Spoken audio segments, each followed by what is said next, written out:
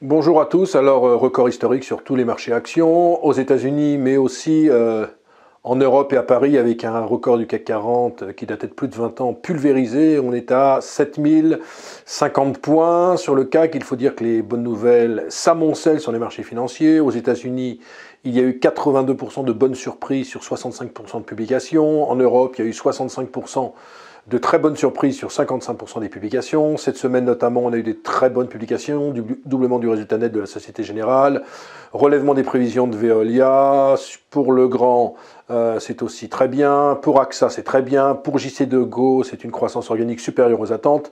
Bref, ça va dans le bon sens, on va avoir sans doute une hausse de 100% des bénéfices des sociétés françaises cette année, notamment sur le CAC 40. Ça, c'est pour les nouvelles microéconomies. À noter que Pfizer a annoncé que le traitement antiviral contre le Covid-19 était un succès.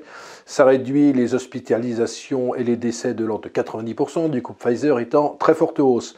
Les deux autres événements de la semaine qui sont importants, la réunion de la Fed, pas de surprise, le tapering va commencer, la réduction du rachat d'actifs, 15 milliards par mois, ça va durer jusqu'à fin juin 2022, et donc il n'y a pas de mauvaise surprise, c'était assez aseptisé cette réunion, il n'y a pas eu tellement d'impact, si ce n'est que Jérôme Powell a estimé que le marché du travail n'était pas encore au niveau du plein emploi. D'ailleurs, les chiffres du chômage qui viennent de sortir, c'était vendredi après-midi, vont dans le bon sens. Il y a eu 531 000 créations de postes aux États-Unis le mois dernier contre 450 000 attendus. Le chiffre du mois de septembre a été revu en forte hausse.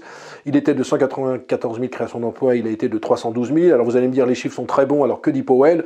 En fait, quand vous regardez les chiffres depuis le Covid-19, depuis mars 2020, il manque encore 4 millions d'emplois par rapport à mars 2020. Et donc c'est pour ça que Jérôme Powell n'a pas parlé encore de hausse des taux d'intérêt, ce qui d'ailleurs a rassuré les investisseurs. Donc tout va très bien, Madame la Marquise, sur les marchés. Sur le marché obligataire, c'est aussi extrêmement calme. On a un 10 ans américain sur des niveaux de 1,55%. Donc de bonnes nouvelles microéconomiques, de bonnes nouvelles macroéconomiques. À noter que les flux d'investissement sur les actions sont toujours très hauts. Il y a eu plus de 25 milliards la semaine dernière. Ça fait quasiment 850 milliards depuis le début de l'année. C'est un record bien évidemment historique. Sur le private equity, c'est-à-dire le non coté, les licornes n'arrêtent pas d'augmenter. Il y en avait 5 l'année dernière. On en aura sans doute 22 à 23 en fin d'année alors qu'on est à 20. Bref, ça va bien. Alors vous allez me dire, tout va dans le même sens. Tout va dans le sens pour que les marchés continuent à monter. Moi, je disais que j'étais un petit peu sceptique, je me suis un petit peu trompé parce que je voyais un retour vers 6200 points.